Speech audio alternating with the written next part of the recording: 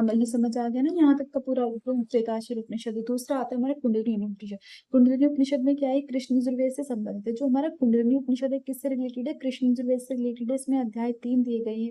पहले अध्याय में 87, दूसरे में 49, थर्ड में 35 मंत्र है। कुल मिलाकर 171 मंत्र हो गए। ओम सहनावतु से प्रारंभ होता है। ये हमें याद रखना है कि जो कुंडलिनी उपनिषद है ये कहाँ से स्टार्ट होता है। कुल मंत्र इसमें 171 दिए गए हैं और ओम सहनावतु से प्रारंभ होता है।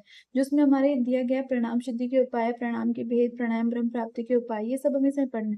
पहले अध्याय में इसमें मीताहार, शक्ति चालनी, सरस्वती चालन, प्राणायाम, 3 बंद, कुंडली के विघन, कुंडलिनी जागरण, ये सब दिया गया है। दूसरे चैप्टर में सिर्फ खेचरी दी गई है और तीसरे में खेचरी, सदगुरु, ब्रह्म प्राप्ति के उपाय, मुक्ति के 2 प्रकार। अगर क्वेश्चन आता है कि जो कुंडली उपनिषद है उसके अकॉर्डिंग बताओ कि खेचरी कौन से चैप्टर में मेंशन है, तो चैप्टर दूसरे में कौन सी खेचरी मेंशन है।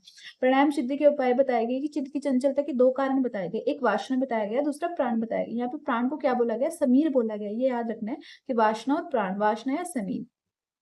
प्राण सिद्धि के 3 उपाय बताए गए हैं, मीताहारश्च आसनम च शक्ति चालन तृतीयकम। पहला क्या है, मीताहार, दूसरा आसन बताया गया, तीसरा शक्ति चालन मुद्रा का अभ्यास करना बताया गया है।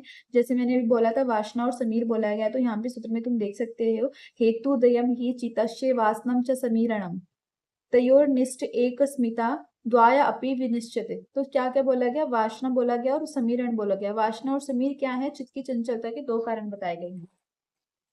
मीताहार के बारे में इसमें क्या बोला गया है कि जो हमारा मीताहार है, मीताहार के बारे में बोला गया है कि एतेषां लक्षणं वृक्षे शृणु गौतम सादरम सुस्निग्ध मधुर आरस्य चतुर्थांश विवर्जते भुज्यते से संप्रीत्य मीताहारस्य उच्यते। अर्थात स्निग्ध मधुर आधा पेट कल्याण के निर्मित भोजन मीताहार कहलाता है। क्या बोला गया है, निर्मित भोजन कहलाता है।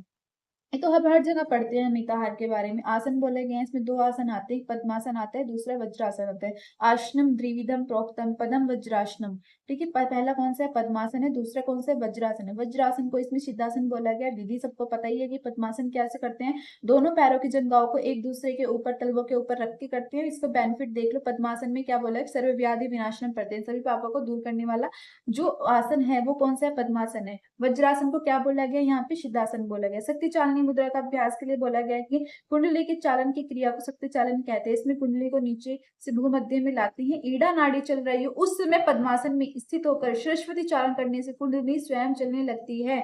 आगे बोला गया है कि कुंडली जागरण के 2 साधन बताए गए, एक सरस्वती चालन, दूसरा प्राण निरोध। जो हमारा प्राण निरोध है उसको प्राणायाम बोला गया है। कुंडली के स्थान के लिए बोला गया है कि कुंडली स्थान है 12 अंगुल लंबा, 4 अंगुल चौड़ा। This is most important. 12 अंगुल लंबा कितना, 12 अंगुल, और 4 अंगुल चौड़ा। कौन सा उपनिषद पढ़ रहे हैं, कुंडलिनी उपनिषद, तो 12 और 4 बताए गए हैं। कपड़े को लपेट कर नासिका पे अंगूठे और तर्जनी की सहायता से लपेटना है। ये रेचक पूरा करना है कितने टाइम तक, 4 घटी। 4 घटी में 96 मिनट होते हैं। 4 घटी या फिर 96 मिनट या 2 मुहूर्त चलाने से कुंडलिनी सुषुम्ना में प्रवेश कर जाती है। कुंडली जागरण के 2 उपाय बताए गए, सरस्वती चलन और दूसरा प्राण निरोध। प्राण निरोध को उसमें प्राणायाम बोला गया। टाइम कितना बताया गया, 4 घटी और 96 मिनट। ये आया हुआ है क्वेश्चन पेपर में। 4 घटी कितनी घटी तक करना चाहिए हमें कुंडली का अभ्यास, 4 घटी या फिर 96 मिनट या 2 मुहूर्त बताए गए। पहला कौन सा, सरस्वती चलन। सरस्वती चलन को क्या बोला गया, अरुंधति कहा गया है। जिस समय ईड़ा नाड़ी चले तब पूर्व पद्मासन सरस्वती को भली प्रकार संचालन करने से कुंडली जागृत होने लगती है। पहले बाएं से फिर दाएं से बार बार रेचन करना। नाड़ी कुंडली स्थान में 12 अंगुल और 4 अंगुल चौड़े को लपेटना है। ये क्रिया निर्भय होकर 2 मुहूर्त, 4 घटी, 4 मिनट, 1 घटी में 24 मिनट होते हैं। क्या बेनिफिट बताया गया इसका, सभी रोगों से मुक्ति करती है। ये स्टार्ट होता है गुल्म जलोदर प्लीहा पेट के समस्त रोग। तो स्टार्ट कहाँ से होता है, गुल्म जलोदर प्लीहा। एक बार एग्जाम में पूछ लिया गया था, जो हमारा सरस्वती चालन है उसका जो बेनिफिट है वो बताओ, बट सिक्वेंस से बताओ कहाँ से स्टार्ट होता है। तो गुल्म जलोदर प्लीहा, ये याद रखना। ठीक है, गुल्म जलोदर प्लीहा पेट के समस्त रोगों को दूर करते हैं। जहाँ कंकड़ पत्थर ना हो, घास अग्नि अथवा शीत अग्नि ना हो, पवित्र एकांत अधिक ऊंचा नीचा ना हो, वहां सुख देने वाले आसन बिछाकर बद पद्मासन लगाकर शीर्ष जल। प्राणायाम के भेद बताए गए। शरीर के संचरण होने वाली वायु को प्राण कहते हैं। इस प्राण वायु को स्थिर करना कुंभक कहलाता है। कुंभक 2 प्रकार के बताए गए, एक सहित कुंभक बताया गया, दूसरा केवली कुंभक बताया गया। जो सहित कुंभक है वो हमारा 4 प्रकार का होता है, सूर्य वेदी उज्जय शीतली और भस्त्रिका।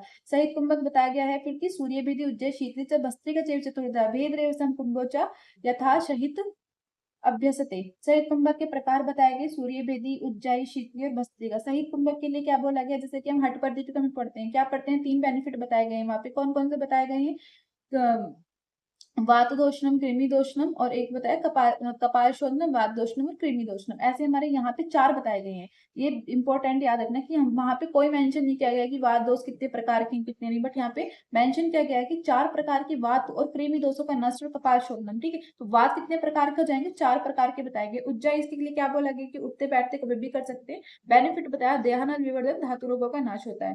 शीतलिंगा, मुख में वायु लेकर नासिका से निकालना, इसके बेनिफिट क्या बताएंगे। प्लीहा, गुल्म, पित्त, ज्वर रोग, तृष्णा से मुक्ति, विष का नाश होता है। भस्त्रिका से त्रिग्रंथियों का भेदन होता है। 3 बंद बताए गए हैं, मूल बंद, उद्यान बंद, जालंधर बंद बताए गए। कुंभक को अभ्यास करते समय त्रिबंध का अभ्यास करना चाहिए। पुण्य के 8 लपेटे बताए गए हैं। इसमें याद रखना है कि 4 कुंभक बताए गए। पहले दिन 10-10 करने हैं, दूसरे दिन 15, तीसरे दिन 20-20 करने हैं, और प्रत्येक अगले दिन चौथे दिन पूछेगा तो 5 बढ़ा दो 25 करनी है, फिर 5वें दिन पूछेगा तो 30 करनी है। तो 10 से स्टार्ट हो रहे हैं, तो हर बार 5-5 बढ़ाते रहना है। ब्रह्म प्राप्ति के उपाय बताए गए हैं। अंतःकरण में आत्मा के कलश में स्थित दीपक का ध्यान करना है। कुंडली के जागरण होने से त्रिग्रंथियों का षटकन का भेदन होने से खेचरी मुद्रा के अभ्यास से आसन दान की शानदार और ध्यान के ब्रह्म प्राप्ति संभव बताई गई है। ये याद रखना है। खेचरी जो हमारे सेकंड चैप्टर में दी गई है, समय बताया गया एक दिन में कितनी बार करनी है, 12 बार करनी है। जब कितना बताया गया है, 5 लाख। जब कितना बताया गया है, ये याद रखना है कि जो जब बताया गया है इसका कितना बताया गया है, 5 लाख बताया गया है। 5 लाख जब करने लाभ बताया गया है। खेचरी का वलितम फलितम रोग नष्ट होते। खेचरी का बीज मंत्र क्या है, हिम, भस्म, भम, सम, मम, पम, सम, शम। ये क्या है, बीज मंत्र है, तो इसे याद करते हो। ही, भस्म, पशक्ष। 6 महीनों में सीरा बंध हट जाता है। जीवा का 3 वर्ष में जिया ब्रह्म द्वार में पहुंच जाती है। स्थान के बारे में बताया गया है कि यहाँ पे कुंडली उपनिषद में कैसा स्थान होना चाहिए। पवित्र स्थान में, निर्जन स्थान में, कंकड़ पत्थर रहित हो, शीत अग्नि जन वर्जित, शीत अग्नि ऊंचा नीचा ना हो, सुखासन बिछा के पद्मासन लगाकर सरस्वती चालन करना है। ये हमें याद हो गया हमारा। कुंडलिनी उपनिषद कितना मिनट लगी, 6 मिनट लगी। योग कुंडली उपनिषद में आगे बढ़ते हैं। योग चूड़ामणि उपनिषद। योग चूड़ामणि उपनिषद में 6 अंग बताए गए। षडांग योग। षडांग योग में क्या चीजें आ जाएंगी, आसन, प्राणायाम, प्रत्याहार, धारणा, ध्यान, समाधि। इसमें बताया गया प्रत्येक का फल बताया गया है। षडांग योग का उनका कर्म बताया गया है। आगे बढ़े। यो हमारा योग चूड़ामणि उपनिषद है, सामवेद से लिया गया है। योग चूड़ामणि, श्याम चूड़ी बेचने आया। तो श्याम क्या है, चूड़ी बेचना है। ट्रिक से याद कर सकते हो, भूल गए तो चूड़ामणि मतलब कौन बेचने आया था, चूड़ी, श्याम। भजन भी है ना एक, शाम चूड़ी बेचने आए हैं। तो योग चूड़ामणि उपनिषद शामित परंपरा से संबंधित है। चूड़ामणि अर्थात मुकुट तथा साधक को श्रेष्ठ बन जाता है। इसमें हमारी कितने कितनी चीजें बताई गई है। ये अध्याय रहते हैं, इसमें कोई अध्याय नहीं बताया गया, बट इसमें 121 मंत्र है। हमने पहले पढ़ा श्वेताश्वर उपनिषद में कितने मंत्र आते हैं, 113। दूसरा आता है कुंडली उपनिषद में कितने आते हैं, 171। तीसरा हमने पढ़ा योग चूड़ामणि उपनिषद, किसमें कितने आते हैं, 121 मंत्र। ये कहाँ से स्टार्ट होता है, ओम ओम आप्यायन्तु शांति पाठ से स्टार्ट होता है। इसमें 6 अंग बताए गए, आसन, प्राणायाम, प्रत्याहार, धारणा, ध्यान, समाधि। एक बार देख लेते हैं। आसन 2 बताए गए, इसमें 6 चक्र बताए गए, 16 त्रिरक्ष, पंचकाश, नाड़ी, 72,000 में से 72 में से 10 प्रमुख है। प्राण 10 बताए गए। अष्ट गायत्री मंत्र 21,600 बार करना है। कुंडली के 8 लपेटे बताए गए। शरीर बताए गए तीनों, स्थूल शरीर, सूक्ष्म शरीर, कारण शरीर, अवस्थाएं 4 बताई गई। स्वपन, जागृत, सुषुप्ति और तुरीय अवस्था बताई गई। पुरुष बताए गए, विश्व, तेजस, प्रज्ञा और आत्मा बताई गई। आसन के बारे में देख लो। आसन एकम सिद्धासन प्रोक्तम द्वितीयम कमलासनम। यहाँ पे क्या बोला, कमलासन बोला है। कमलासन को क्या बोला गया, पद्मासन। ऐसे आ जाता है एग्जाम में कि योग चूड़ामणि उपनिषद में उसमें लिखा रहेगा सिद्धासन है, पद्मासन है, सिद्धासन है, कमलासन है, कमलासन है, पद्मासन है, कमलासन है, सिद्धासन है। तुम क्या लगाओ, सिद्धासन और कमलासन। सिद्धासन पद्मासन नहीं है, बट कमलासन को हम पद्मासन बोल देते हैं। बट यहाँ पे क्या बोला गया है कि जो हमारा सिद्ध आसन है और कमलासन है, ठीक है, जो सिद्ध आसन है और कमलासन है, इसको याद रखना है कि सिद्ध आसन और कमलासन को क्या बोला गया है, सिद्ध आसन और कमलासन बोले। कमलासन का ही नाम यहाँ पे पद्मासन है। वहां पे कौन सा आसन बोला गया, पद्मासन और वज्रासन बोला गया है योग कुंडली उपनिषद में। प्राण को क्या बोला गया, ये तो यही है कि 6 चक्र, 16,000 त्रिलक्ष्य, पंचकाश को जानने वाला। प्राणायाम की विधि बता रखी, कैसे कैसे करना है। प्राणायाम के अभ्यास से निकलने वाले पसीने को शरीर पर रगड़ना है। ये तो सबको ही पता है कि प्रथम अवस्था में क्या पसीना होगा, फिर कंपन आएगा, तीसरे अवस्था में उदरगामी हो जाएगा प्राणायाम, ठीक है। प्राणायाम को हंस रूप कहा गया। प्राणायाम श्वास के माध्यम से 26 अंगुल बाहर निकलता है। दिस इज मोस्ट इंपोर्टेंट कि कितने अंगुल बाहर निकलता है। जो हमारा योग चूड़ामणि उपनिषद है, किससे सिमिलर बताया गया, ये गोरख संहिता से। गोरख संहिता में कितना बताया, कितने अंगुल निकलता है, 36 अंगुल। और योग चूड़ामणि में 26 अंगुल। दिस इज मोस्ट इंपोर्टेंट, ये याद रखना है कि चूड़ामणि में 26 बताया, गोरख संहिता में 36 अंगुल बताया गया है। प्राण बाहर निकलता है। नाड़ी शोधन के बारे में बताया कि पद्मासन लगाकर चंद्र नाड़ी से रेचक पूरक सूर्य नाड़ी रेचन करना है। इसके विपरीत क्या बताया कि हृदय कमल में परिचित भगवान सूर्य का ध्यान करते हुए प्राणायाम करना है। किसका ध्यान करते हुए, हृदय कमल में भगवान सूर्य का ध्यान करते हुए प्राणायाम का अभ्यास करना है। सूर्य और चंद्र दोनों के अभ्यास से 2 माह में नाड़ी शोधन हो जाता है। आगे इसमें ये बताया गया है, जैसे हमारा योग चूड़ामणि उपनिषद है, योग चूड़ामणि उपनिषद में ये पढ़ लिया मैं नाड़ियां। आगे इसमें बोला गया है मतलब जैसे कि स्वादिष्टान चक्र के बारे में बोला गया है। फिर ये तपाए हुए सोने के समान आभा वाला विद्युत तरह के प्रकाशमान त्रिगुण काला अग्नि स्थान है, जहाँ पे मेड़ है, मेड़ मतलब लिंग मूल के नीचे स्थित है। इसको क्या बोला गया है, आगे याद रखना है। उस अग्नि के दर्शन में आता है, जन्म मरण से युक्ति मिल जाती है। प्राण का निवास क्या है, स्वादिष्ठान चक्र है। ये आया हुआ है क्वेश्चन की प्राण का स्थान कहाँ बताया योग चूड़ामणि में। तुम्हें याद रखना है कि प्राण क्या, प्राण हृदय से रिलेटेड है, बट योग चूड़ामणि उपनिषद में क्या बोला गया है, स्वादिष्ठान चक्र। प्राण का स्थान क्या बोला, स्वादिष्ठान चक्र है, जिसको क्या कहा गया है, सब कहा गया है, सब कहा गया है जिसको योग चूड़ामणि उपनिषद में। स्वादिष्ठान में स्थित होने के कारण से मेड भी कहते हैं। जिस प्रकार मणि में धागा पिरो जाता है, उस प्रकार कंद सुषुम्ना में पिरो जाते हैं। नाभि मंडल में यह कंद मणिपुर चक्र कहलाता है। नाड़ियों के बारे में बताया गया है कि 72,000 नाड़ियों में से 72 प्रमुख है, 72 में से 10 नाड़ियां प्रमुख है। कितनी नाड़ियां बताई गई, 10। ईड़ा, पिंगला, सुषुम्ना, गांधारी, हस्तद्वय, पूषा, यशस्वनी, अलम, भूषक, कुहू और शंखनी। ईड़ा कहाँ हो जाएगी, लेफ्ट साइड हो जाएगी। पिंगला कहाँ हो जाएगी, राइट साइड हो जाएगी। सुषुम्ना के बीच में हो जाएगी। अब गांधारी और हस्तजीवा की बात आती है, दोनों आंखें आएंगी। आंख के बाद क्या आएंगे, दोनों कान के आएंगे। कान के बाद क्या आएगा, मुंह आएगा। मुंह के बाद लिंग आएगा। लिंग के बाद मूल स्थान आएगा। तो हमें याद रखनी है, यहाँ पे मैंने लिखा हुआ है कि ईड़ा कहाँ पे बताई गई है, ईड़ा कहाँ पे बताई गई है, ईड़ा बताई गई बाएं साइड, पिंगला बताई गई दक्षिण साइड, सुषुम्ना बताई गई मध्य प्रदेश में। इन दोनों के बीच में रहती है। गांधारी बाई आंख में।